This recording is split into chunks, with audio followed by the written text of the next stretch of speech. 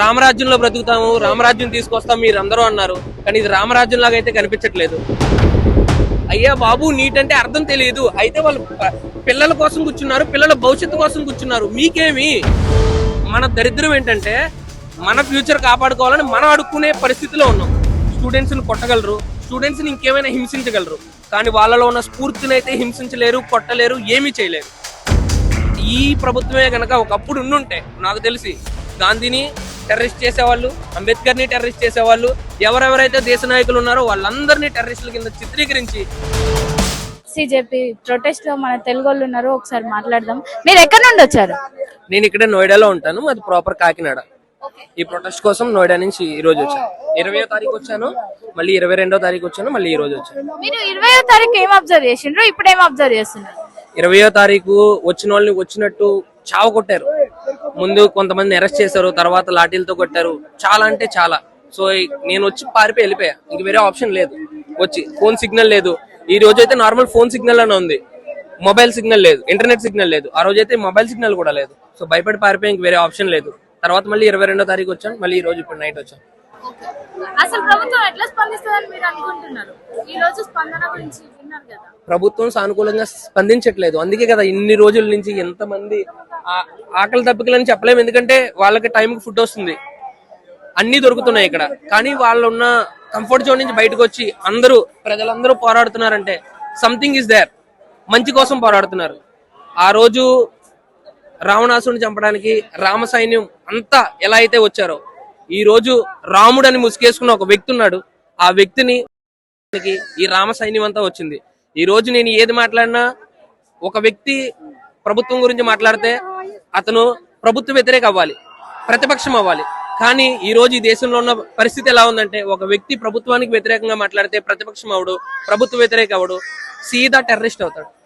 ఇది ఏ రాజ్యం అనేది మనకు అర్థం కావట్లే. రామరాజ్యంలో బ్రతుకుతాము, రామరాజ్యం తీసుకొస్తాం మీరు అందరూ అన్నారు. కానీ ఇది రామరాజ్యం లాగా అయితే కనిపించట్లేదు. మీకేమైనా రామరాజ్యంలో అనిపిస్తే ఇక్కడున్న ప్రజలందరినీ చెప్పండి. ఇప్పుడు టైం ఎంత అవుతుంది, వీళ్ళందరూ ఎందుకోసం కూర్చున్నారు ఏంటి అనేది మీరే ఆలోచించాలి.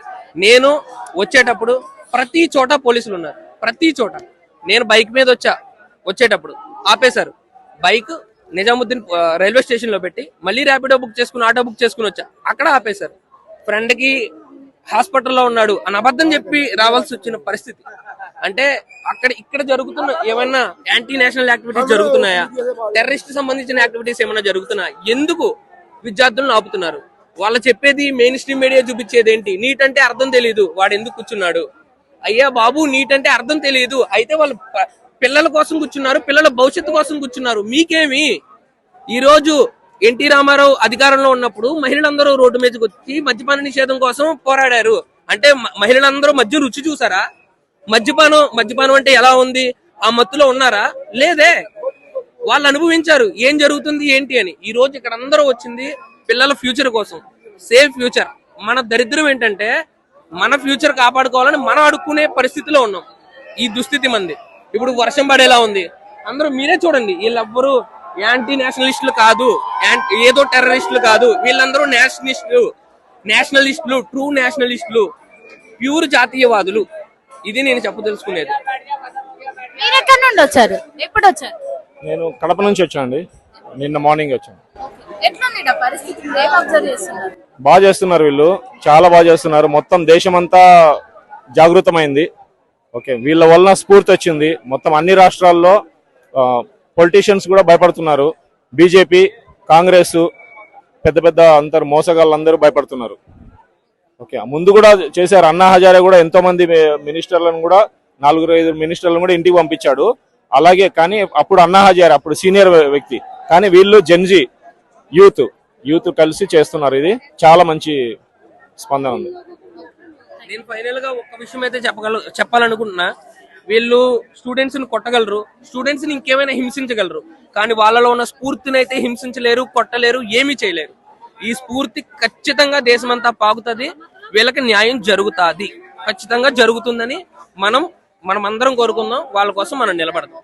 ఇది నేను తెలుగు రాష్ట్రాల్లో ఉన్న యువతకి చెప్పేది ఏంటంటే, మీరు కూడా దయచేసి ఏదో మెయిన్ స్ట్రీమ్ మీడియాలో చూసి ఇక్కడ ఎవరో టెర్రరిస్టులు ఉన్నారు, ఏయో ఏమీ ఇవ్వట్లేదు. మీరు ఎవరైనా మాట్లాడాలి అని అనుకుంటే, ఎవరైతే ద సో కాల్డ్ యూట్యూబర్స్ చెప్తున్నారో అక్కడ ఏదో జరుగుతుందని, అరే బాబు మీరు ఇక్కడికి రండి, వచ్చి ఇక్కడ చూడండి, నిజంగా జరిగితే మీరే చెప్పండి ఇలా జరుగుతుంది అని. లేదే జరగనప్పుడు మీరేవో తీసుకొచ్చి ఏదో ఫారెన్ యాక్ట్ జరుగుతుందంట, ఎఫ్ఆర్సీ బిల్లు కోసం ఏదో చేస్తున్నారంట, మహమ్మదీయులంట, క్రైస్తవులంట, ఈ దేశద్రోహులంట. వీళ్ళెవ్వరూ దేశద్రోహులు కాదు. ఈ దేశంలో ఉన్న ప్రజలు, ఈ దేశ ఫ్యూచర్ కోసం పాటుపడుతున్న వాళ్ళు. ఒకప్పుడు ఈ ప్రభుత్వమే గనక ఒకప్పుడు ఉండుంటే నాకు తెలిసి గాంధీని టెర్రరిస్ట్ చేసేవాళ్ళు, అంబేద్కర్ ని టెర్రరిస్ట్ చేసేవాళ్ళు, ఎవరెవరైతే దేశ నాయకులు ఉన్నారో వాళ్ళందరినీ టెర్రరిస్టుల కింద చిత్రీకరించి మనోళ్లే మన జైల్లో ఉరి తీసి చంపేవాళ్ళేమో అని నాకు అనిపిస్తుంది. Okay, thank you. టైం ఇప్పుడు 3 అవుతుంది. 3 గంటలకు కూడా మీకు వినిపిస్తున్నాయి సౌండ్స్, మీకు కనిపిస్తాయి కూడా. వర్షం పడేటట్టుంది, ఆయన ఆన్నే కూర్చొని స్లోగన్స్ ఇస్తూ ఉన్నారు. ఇప్పుడు ఒకవేళ వర్షం పడితే వాళ్ళు ఏం చేస్తారంటే చిన్న చిన్న టెంట్లు ఉన్నాయి కదా, దాని కిందికి వెళ్ళి ఆన్నే వండుకుంటారు. కానీ ఇంటికి పోవడం కానీ ప్రొటెస్ట్ ఆపడం కానీ చెయ్యట్లేదు. ఇది ఇక్కడ ఉన్న అప్డేట్.